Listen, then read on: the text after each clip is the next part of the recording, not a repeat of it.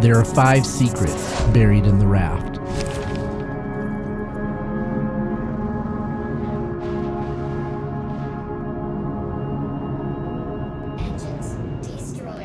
Most vehicles come with a service manual, put together by the folks who built it, so you know how to keep it running. But in Star Citizen, you're on your own. So I made one. Every ship in this series gets a handcrafted factory service manual, free to download, just like the raft you're seeing now. There's a full color version for collectors, and a black and white technical edition ready to print and throw in your binder. You can grab either or both down in the description.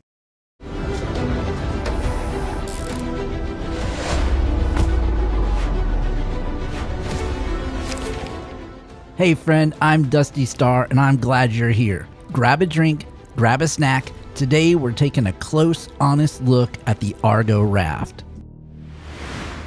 Originally released in 2951, the RAFT, short for Reinforced Advanced Freight Transport, was Argo's answer to mid-weight cargo. No frills, no flash, just a freight hauler built to move 6 32 SCU containers with stability and precision. It's got triple shield generators, a pilot-controlled remote turret, and one of the most efficient cargo grids in the game. But don't let the industrial tag fool you. This ship's got a few tricks, and fully loaded, let's just say the RAFT performs a lot better under fire than you'd expect. The RAFT's designed to haul big, and it's laid out like someone actually thought it through. Tractor beam in the back, cargo grid underneath, 192 SCU locked in tight, turret up top, and yes, the pilot can fire it. Your power plant shields and coolers all inside the frame.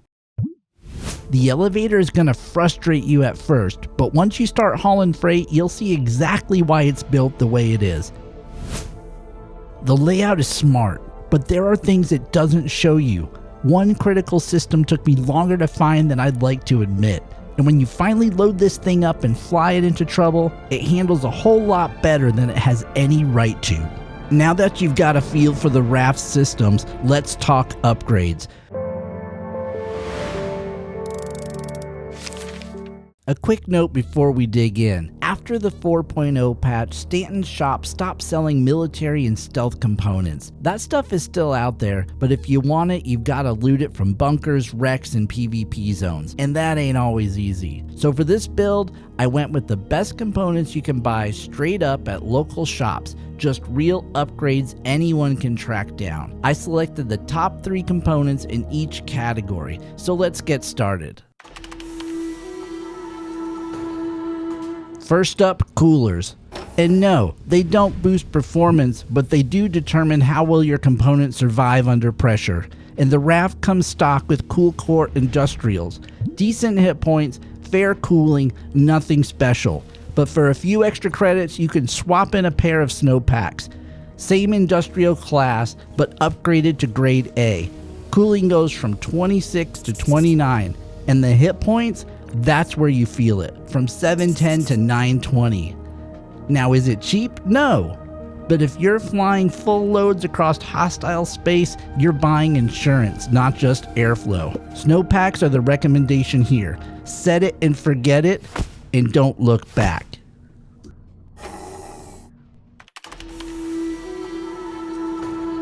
Now for power plants. The stock diligent plants get the job done. 19 output, 1,100 hit points, but they're not built to take punishment. So we're swapping in a pair of Genoas, grade A industrial, top of the line. Power output bumps up to 20, not huge, but enough. The real upgrade, 1,400 hit points each. That's the highest on the board. Pricey? Sure. But when your generator's the only thing keeping your shields online in a hot zone, you'll be glad you spent the extra. The RAFT isn't a warship, but with Genoas, it can take a few hits and still keep everything running.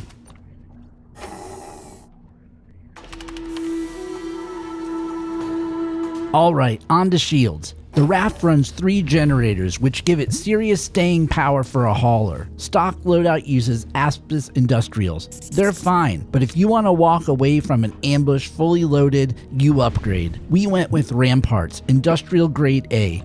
More shield pool, faster regen, and 1,100 hit points per unit. That's durability you can count on. But here's the weird part. I found 2 of them, tore through the engineering bay, checked every access panel I could reach, and that 3rd generator is still missing.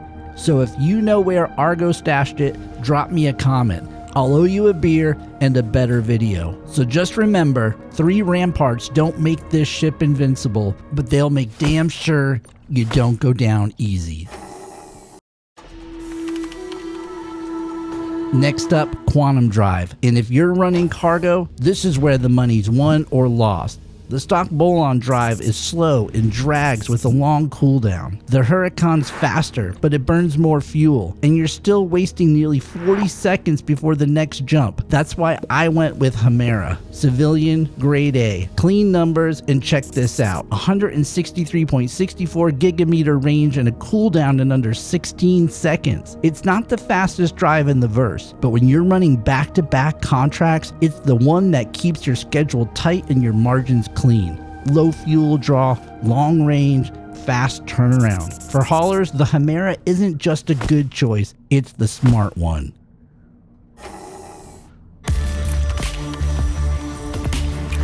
Alright, let's talk about the nose. The RAFT ships with gimbals already installed on the front hardpoints, but no guns. 0, just empty sockets. So we're fixing that with a pair of CF-117 Bulldog size 1 laser repeaters. Fast firing, low heat, and reliable.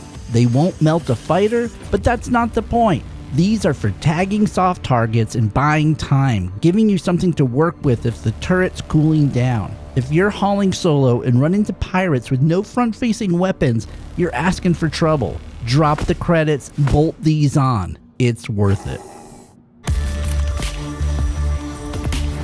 The RAFT's turret is one of its best defensive tools.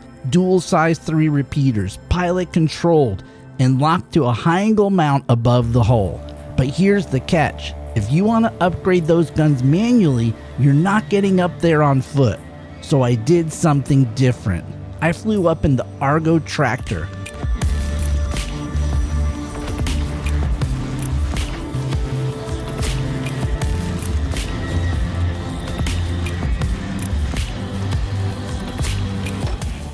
Locked onto the turret with the beam and swapped out the stock loadout for a pair of CF-337 Panthers. Why Panthers?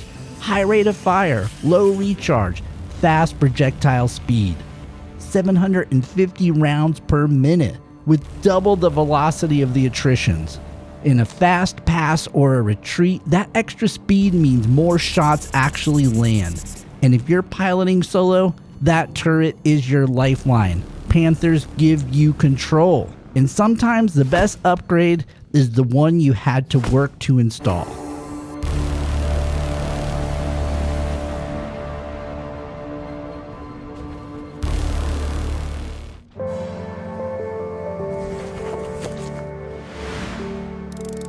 First stop, Port Tressler. We're parking the RAFT nose out with the tractor beam facing the freight elevator. Trust me, it'll matter in a minute. Next, we're headed into contracts. We're only pulling missions that go to or from Microtech Logistics Depot S4LD13. That way, we get paid coming and going. Stack the hauls, stack the credits. Now here's something I used to hate until I learned to appreciate it. When you hit the elevator in the RAFT, it defaults to the top deck. Early on, that drove me nuts because the cockpit's on the lower level. But once you start hauling freight with this ship, you realize the elevator's actually tuned for the job. See, the tractor beam station is on the upper deck, and that's exactly where you need to be when you're loading cargo. Once you're done and ready to fly, the default settings take you back down to the cockpit. No extra clicks, no wasted movement. At first, it feels like a bug, but after your third contract run, it starts to feel like someone at Argo actually knew what they were doing. With our missions locked in, it's time to load the RAFT. We're using the built-in tractor beam station. This is what the ship was designed for. Pull crates off the freight elevator, lock them to the grid, done. Here's where we hit a problem. When you grab a box with the remote tractor beam, it doesn't tell you where it's going. No label, no destination, no contract ID. So unless every job is heading to the same outpost, you've got no way to know which box is which. And that means today, you can't stack mixed destination contracts on the raft, not unless you want to load by hand with a multi-tool. But if I'm hauling 192 SCU with a ship like this, I'm not wasting time with a hand tool when you've got a proper beam station built into the hull. Sure, it's one box at a time, but the RAFT's remote tractor beam is faster, cleaner, and doesn't require you to run back and forth for every crate. Once we're fully loaded, the elevator drops us right to the lower deck, and from there, it's a short walk to the cockpit. You don't have to fight the layout. The elevator puts you right where you need to be, first for loading, then for flying. It's not instant, but it's efficient, and once you get the rhythm, it just works. We take off from Port Tressler and make the jump to Microtech Logistics Depot S4LD13, one of the many places in the system built to handle runs both ways.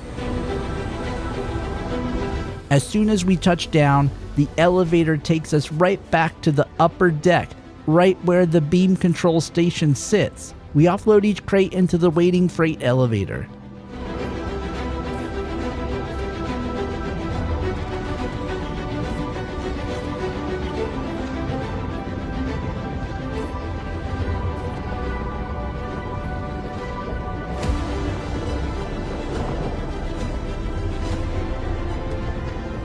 Then we finish the transfer at the kiosk.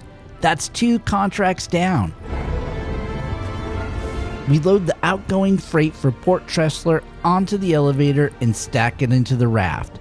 And we head back the way we came.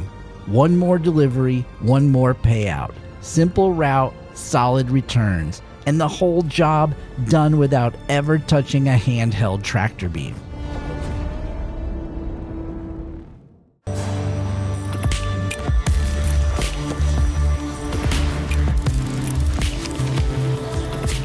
We wanted to see how the raft holds up under pressure, real pressure. So we loaded it up with 6 32 SCU containers, full freight, no shortcuts, no excuses. Then we took her into combat. These are the new ghillie missions from patch 4.1.1. Light at first, then progressively more dangerous. First up, a Drake cutter. You might recognize that one. We just did a full factory service manual on it. Fast, scrappy, and tougher than it looks. Even so, the raft handled it. No damage, no struggle, shields held, and the turret stayed on target. All targets neutralized. Catch your breath. The next one is on its way. Next came an Anvil Pisces, then a Prospector. The fights got harder, but the raft kept pushing. It's not agile, but with triple ramparts and the turret firing Panthers, it can take hits and return fire. Now here's where it got messy. We took out the Prospector, but as it exploded, we hit the wreck head on, hard. The front end lit up, but the shield soaked it. No hull damage, not a scratch. So is this a gunship? No, but if you're fully loaded and someone picks a fight, you're not helpless. And that surprised even me. After the first run, I was feeling confident. Maybe too confident. We kicked off the second ghillie mission. This time it was 2-on-1. An Anvil Arrow and a Mustang Alpha. Both fast, both aggressive. I focused on the Arrow, but the Mustang flanked hard. Took out our rear starboard engine. The screen lit up, warning major torque imbalance. I was drifting, fighting the stick. And for a split second, I almost bailed. Cargo was still intact. I could have run, but I didn't. I pulled back and let the shields recharge, got used to the imbalance, and turned back into the fight. Tried using the asteroid base for cover, twisting through the tight structures, hoping they'd clip something and hand me a break. They didn't. So I stopped playing for the edge and started hunting the Mustang. It took time, and it wasn't pretty, but I got him. That left the Arrow, fast, twitchy, and hard to hit. We jousted back and forth, one shot at a time. I couldn't keep my guns aligned, so I changed the game. I pulled back, got distance, and committed to the head-on. If I couldn't outfly him, I'd outmuscle him. On the next pass, I think I clipped his engines. He slowed. That was the opening I needed. Lit him up. Mission complete. Not clean, not easy, but the RAFT proved something out there. Even damaged, even full, she doesn't go down easy. After the mission wrapped up, I limped the RAFT back to Port Tressler. One engine down, torque still pulling hard. But when I checked out the damage, every single container was still locked in place. Not one lost, not one shifted. For a cargo ship under full load in a 2-on-1 fight with a blown thruster, that's not luck, that's Argo engineering. The RAFT didn't just survive the fight, it did its job.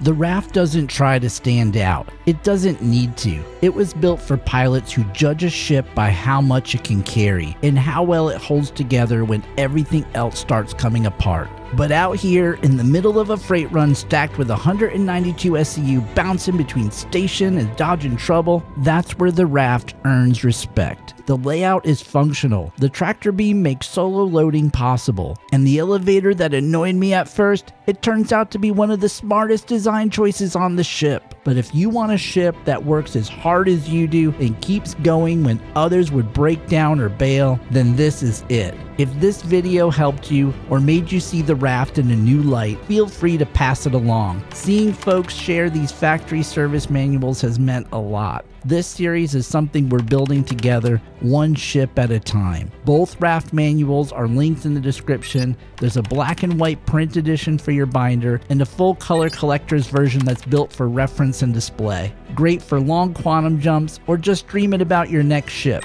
And if you're into ship restoration, salvage, and honest trade, you're not alone. We've got a Discord and an org called Thrusters and Dust. Links down there too. Come join the crew. Take care of yourself out there. Around here, we slow down, look close, stick with a ship long enough to see what it's really made of, and hold on to the ones that earn our trust. The RAFT did. I've got more factory service manuals on the way, so if this kind of work speaks to you, make sure you're subscribed. And let me know in the comments, what ship should I tear down next? I'm Dusty Star, and my hangar's always open to you.